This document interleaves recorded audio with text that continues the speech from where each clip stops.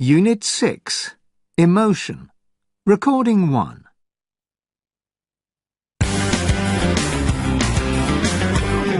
Welcome to Start the Day.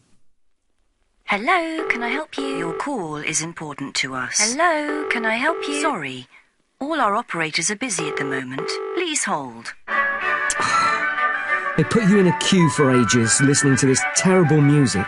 When you finally speak to someone, you're so angry you just want to shout.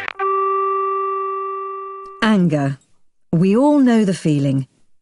A report out last year shows that people are getting angrier. 1 in 10 people say that they've trouble controlling their temper. Traffic jams, airports, call centres, computer crashes, they can all leave us feeling angry. And anger is difficult to control. Or is it? Professor Miller from the Metropolitan University is here to tell us about 2 very different therapies to help deal with stress. First of all, destruction therapy. What's that about? Well, basically, the idea is that a lot of people, when they get angry, they don't know what to do with their anger. They don't deal with it very well. They just keep it inside. But if you don't deal with your anger, sooner or later it will explode. So, with destruction therapy, you use your anger to destroy something, but in a controlled way. And the idea is that if you do that, it helps you to feel better. OK, I get angry a lot. Can destruction therapy help me? Perhaps. We can try it. What we do is we take you to a place full of old cars. When we get there, I'll give you a hammer and you can use it to smash a car to pieces. Really? Is it that simple? If I smash the car to pieces, will I feel better? Yes, a little. But that's only the beginning. Then I'll ask you to think about a situation in the past when you felt really angry. And when you think about that anger situation, you will hit the car much harder. And the therapy will be much more satisfying. When we finish the session, you'll feel much better. That's amazing. And businesses are using this kind of therapy in Spain, is that right? Yes. There are some old hotels in Spain. You can pay to go and destroy the hotel.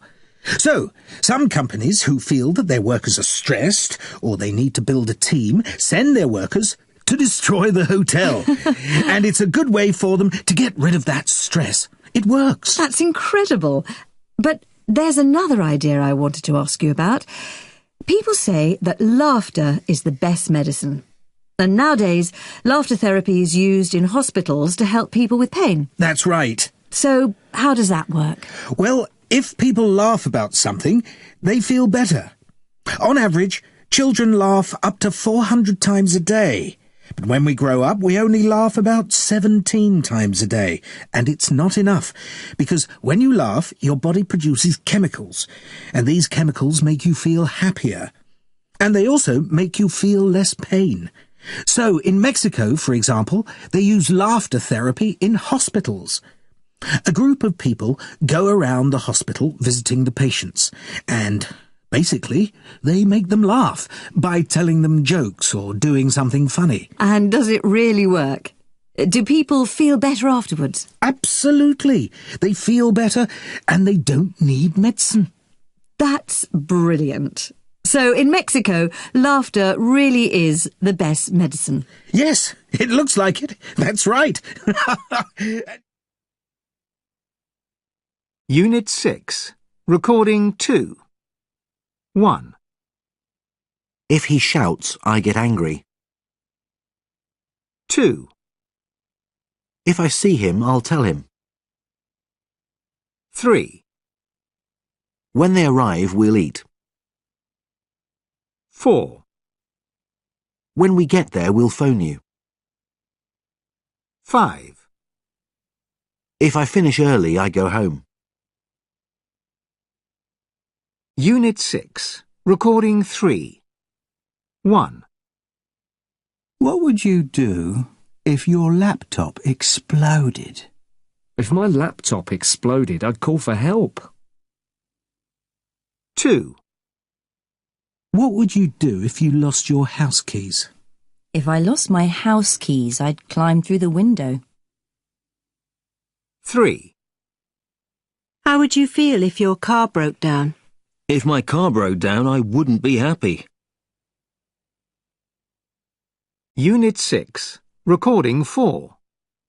Conversation 1. I've got something to tell you. What's that? I've been offered a job. Wow, that's fantastic. Congratulations. There's one thing I've got to tell you, though. Really? What's that? The job is in Germany. I'm moving at the end of the month. That's awful. What am I going to do? I have to go. I hope you understand. I see. Conversation 2. Hello. You came in for a job interview last week. Yes, that's right.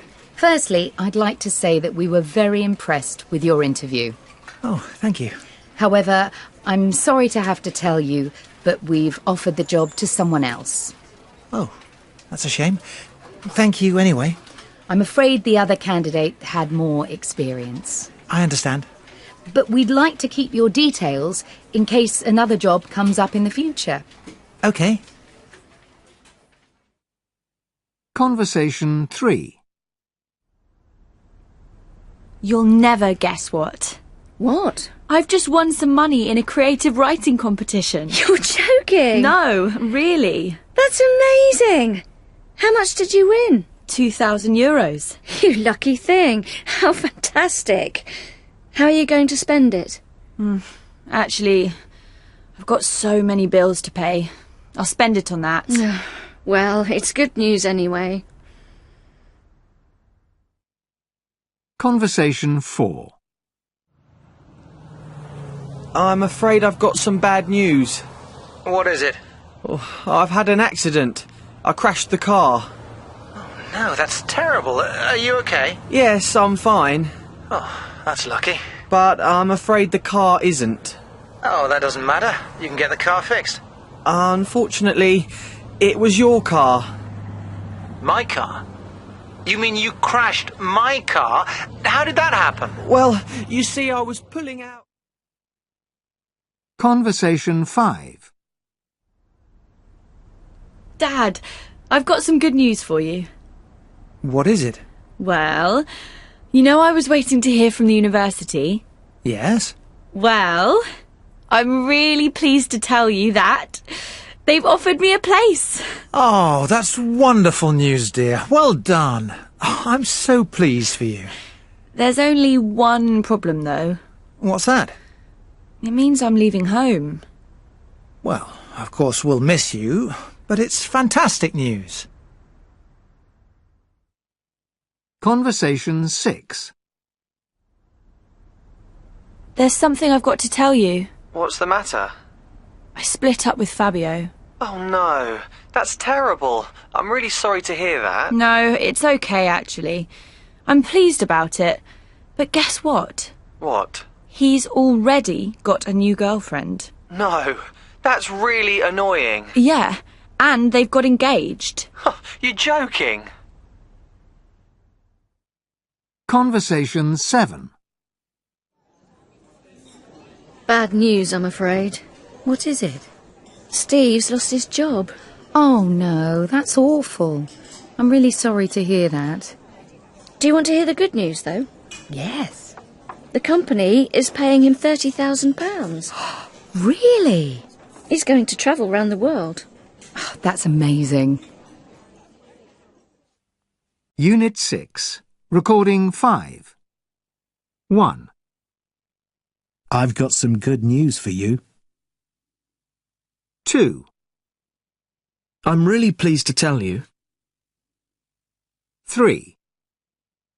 You'll never guess what. 4. Bad news, I'm afraid. 5.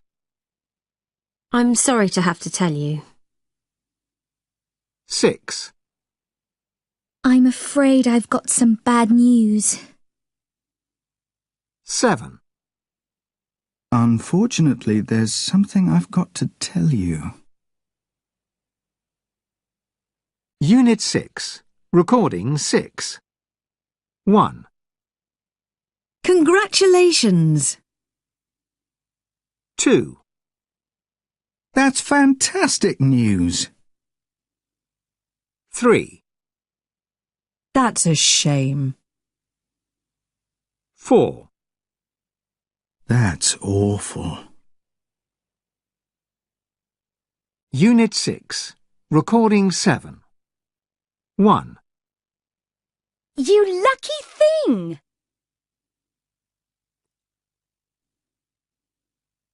2. That's terrible. 3. Well done!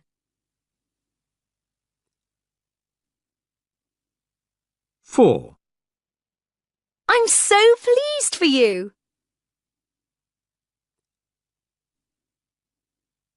5. That's really annoying.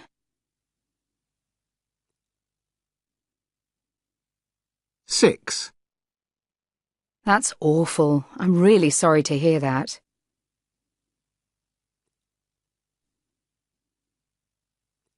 Unit 6. Recording 8. One of the most memorable moments, or not moments, rather events in my life, was a couple of years ago.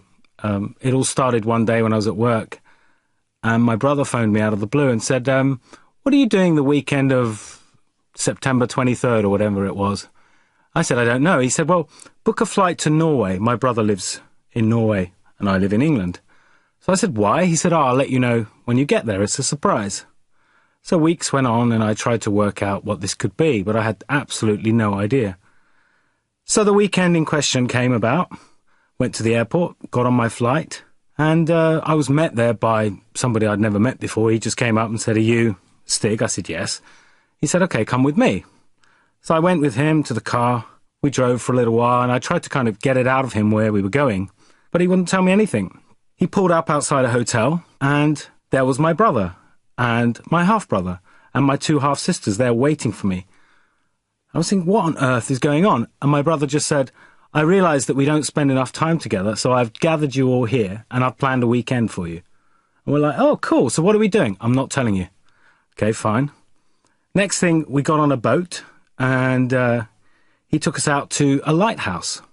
And the first night we spent eating Norwegian prawns, drinking beer, and we slept in a lighthouse. Next morning we got up, drove off in his car. We said, where are we going? He said, I'm not telling you. He took us to a local shopping centre and said, I realise I've done okay in life. I've done better than you guys. Here, have a load of money. I want you all to go shopping and buy stuff that you wouldn't normally buy with this money. He said, the one condition is you're not allowed to buy a gift for me or my family. So off we went in different directions, spent all his money, and bought some very nice things. Met back again. In the evening, he took us out to a blues concert. Then he took us for a 5-course meal. And we stayed that night in a very nice hotel. The next morning, we had breakfast. I got back on a plane and went back to England. Yeah, that weekend is one of my happiest memories.